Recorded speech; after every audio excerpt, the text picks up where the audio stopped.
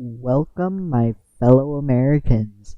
This is not Richard Nixon. I have stolen his computer, and I am the one in control now. But today, you guys are here to watch a video created by Logan. This one is slightly edited compared to the one on his channel, and the video is in the link in the description. You should check it out. And this video is about skiing, so I hope you enjoy. Hello. So today I'm going to be showing you my backyard park slash jump setup over the course of November to early January. So first I have this little setup I made in November. We didn't have a lot of snow. It's just a pretty small basic setup.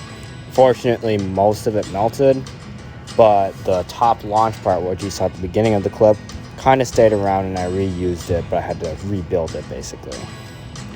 So in this clip, I'm just starting to build up a new jump, which I made a time lapse with it. So I'm also going to be explaining how to kind of build up jumps.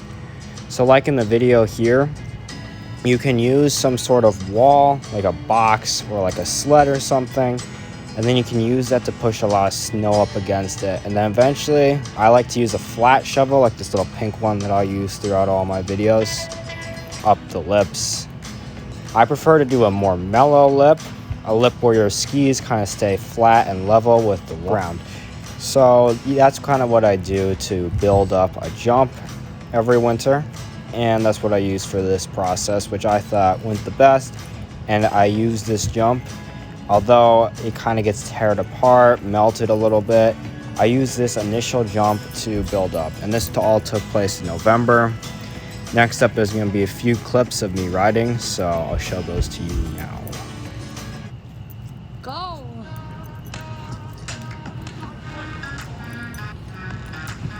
Woo!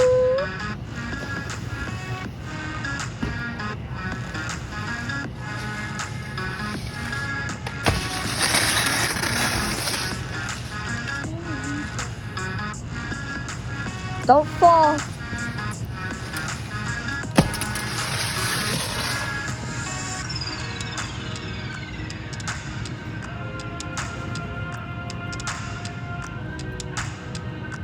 I'll set a berm and some other jumps in there. Now that basically all the clips are over besides this last one.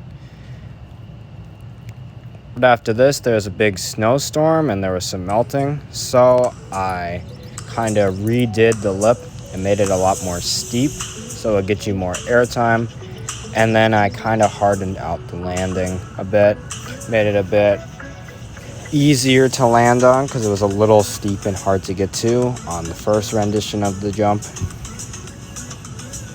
But yeah, this is kind of, I would say, my easiest version of the jump to hit.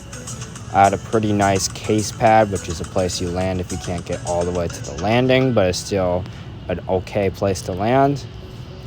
Now I'd say it's the best jump I made for someone who is kind of afraid of these things, needs some help with it, besides the little beginner jumps I make and warm up on. But here's some clips of it.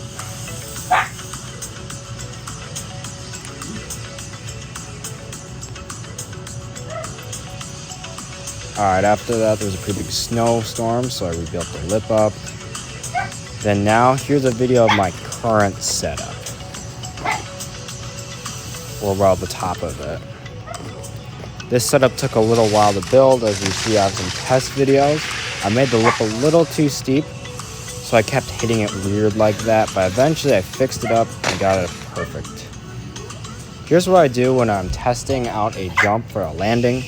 I usually set up a video camera like I do here, and then just get little clips of me landing, and then I build up the landing larger.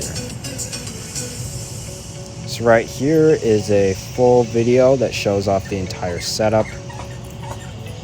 So right there is the biggest launch. I have a launch I'm working on right in that pile of snow. So that right there is my new top jump, which is a massive tabletop. Then as you go down the yard, my second jump is a pretty large double. It's about a 7-foot gap if you make it all the way to the landing. Probably should have said this earlier. The tabletop's about an 8-foot gap or so to make it to the main landing. Then you just have a little booter in the back. It doesn't send you too far, and then it goes into a berm to control your speed. That's overall what my park looks like, and thanks for watching. Here's some clips at the end of what it looks like when riding.